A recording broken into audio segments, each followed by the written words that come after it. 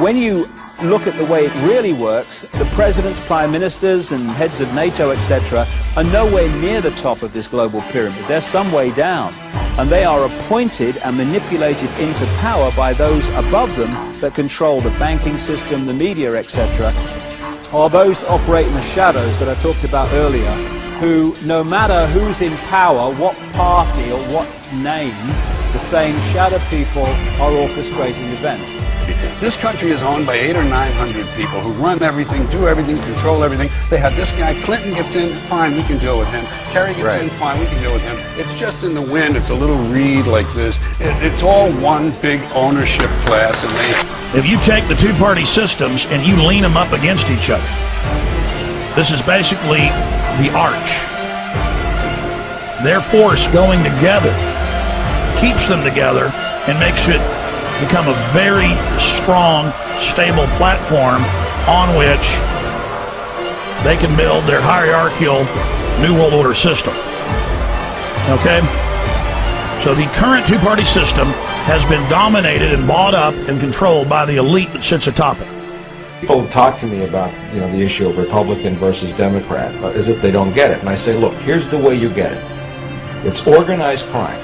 All you do is you call the Republicans the Genoveses, and you call the Democrats the Gambinos. The people at the top, they treat it like a crap game, like it's their crap game, like they're making lots of money. Occasionally somebody at the table shoots each other, but the moment anything threatens their crap game, they all unite to protect it. They're both controlled by the same financial, economic, corporate interest.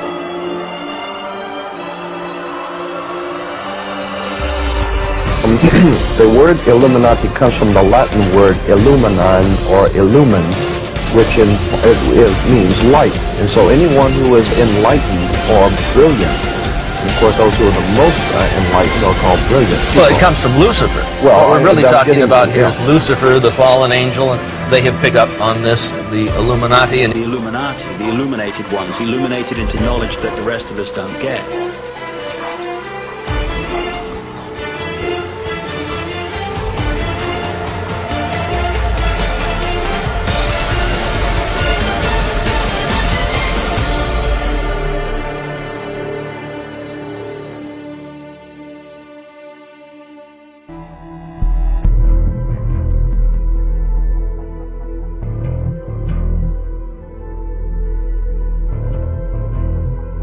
A cult when 36 of the 50 signers of the Declaration of Independence, all of the generals in Washington's army, and everyone who participated in the Revolutionary War were basically Freemasons. And if you look at how the foundation of the country was put together, it's on Masonic principles. 14 U.S. presidents, including George Washington, are known to be 33rd degree Masons.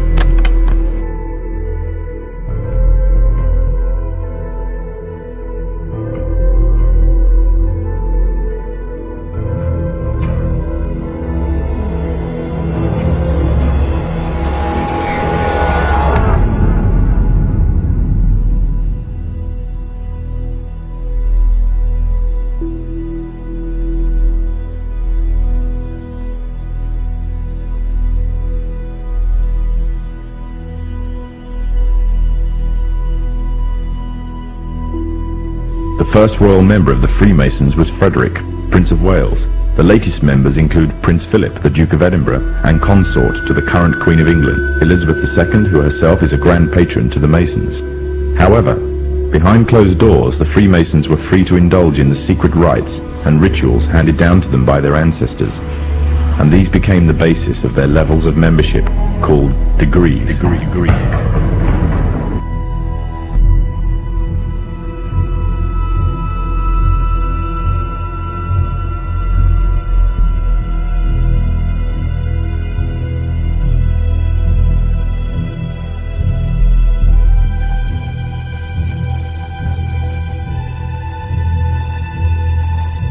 Among the former Bonesmen are 3 presidents: William Howard Taft, George Bush, George W. Bush, numerous senators and ambassadors, industrialists like William Whitney, CIA agents, State Department officials, and the publishing magnate Henry Luce. 2 centuries, Skull and Bones has produced the stewards and leaders of the American ruling class, the Eastern establishment, elite core of diplomats, spies, Supreme Court justices, senators, presidents. You were both in Skull and Bones, the secret society. It's so secret we can't talk about it. You both were members of Skull and Bones, a secret society at Yale. What does that tell us? Not much, because it's a secret.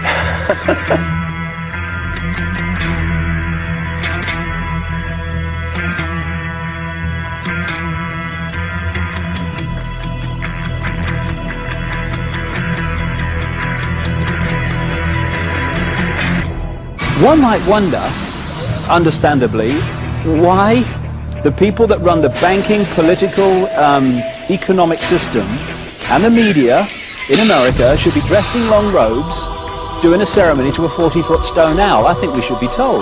Bohemian Grove. There are many prominent foreigners like German Chancellor Helmut Schmidt, Ronald Reagan, Richard Nixon are pictured here in 1957 at the Bohemian Grove. Both men wrote about the organization in their public memoirs. Schwarzenegger is a reported visitor to the Bohemian Grove, as well as former President Jimmy Carter. While in New York, we ran into the Karl Rove of 4 administrations. David Gergen, top presidential advisor. Ford, Reagan, George Herbert Walker Bush, and Bill Clinton. We couldn't believe our luck. It just so happens that David Gergen is also a prominent member of the Bohemian Grove, the offshoot of Skull and Bones. This insider of insiders, a staple of the White House for 22 years, got very upset when we brought up Bohemian Grove to him. He didn't deny its existence. He didn't deny that he was a member. He didn't deny the rituals. He just became angry and didn't act very gentlemanly. Have you been there for the ceremony with the cremation of care? Frankly, I don't think that's something I need to talk to you about. Gentlemen, anything to do. But what about the ritual? Is the ritual genuinely?